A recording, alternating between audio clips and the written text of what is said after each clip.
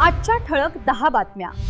शिवजयंतीचा उत्साह. छत्रपती शिवाजी महाराज यांच्या जयंतीनिमित्त किल्ले शिवनेरी आणि साताऱ्यातील अजिंक्यतारा किल्ल्यावर मशाल महोत्सव मोठ्या उत्साहात साजरा झाला.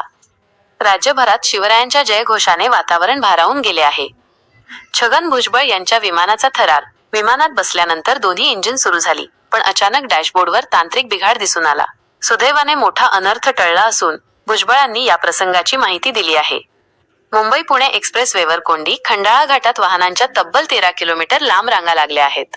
प्रवाशांना तासनतास ताटकळत राहावे लागत असून वाहतूक व्यवस्था पूर्णपणे विस्कळीत झाली आहे. गणेश नाईक यांचे विधान. मराठी लोकांनी व्यवसायासाठी गुजरातला जावे, या विधानामुळे राजकीय वादाला तोंड फुटले आहे. विरोधकांनी यावर तीव्र आक्षेप घेतला आहे.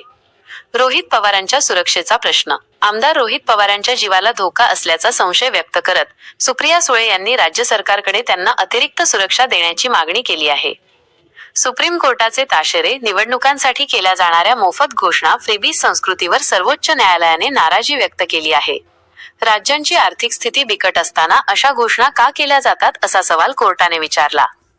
सोनं चांदीचे दर. सोन्याच्या किमतीत किंचित घट झाली असली तरी चांदीच्या दरात मोठी वाढ पाहायला मिळत आहे. गुंतवणूकदारांचे लक्ष आता बाजारातील चढ उतारांकडे लागले आहे. बाबा बंगालीला अटक. मुंबई लोकलमध्ये वशीकरण आणि प्रेमविवाहाचे दावे करून प्रवाशांना लुटणाऱ्या तोतया बाबा बंगालीला रेल्वे पोलिसांनी बेड्या ठोकल्या आहेत. टी20 world cup. Bharat versus Netherland. आज विश्वचषकात भारताचा सामना नेदरलँडशी होत आहे.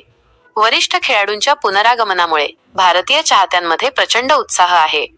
महाराष्ट्रात उष्णतेचा इशारा. फेब्रुवारी महिन्यातच राज्याचा पारा चढला आहे.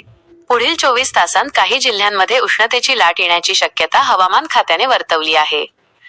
अशाच ताज्या आणि महत्त्वाच्या अपडेटसाठी आमचा दवंडी YouTube चॅनल सबस्क्राईब करा, व्हिडिओला लाईक करा आणि बेल आयकॉनवर क्लिक करा, म्हणजे प्रत्येक नवीन व्हिडिओची नोटिफिकेशन तुम्हाला सर्वात आधी मिळेल.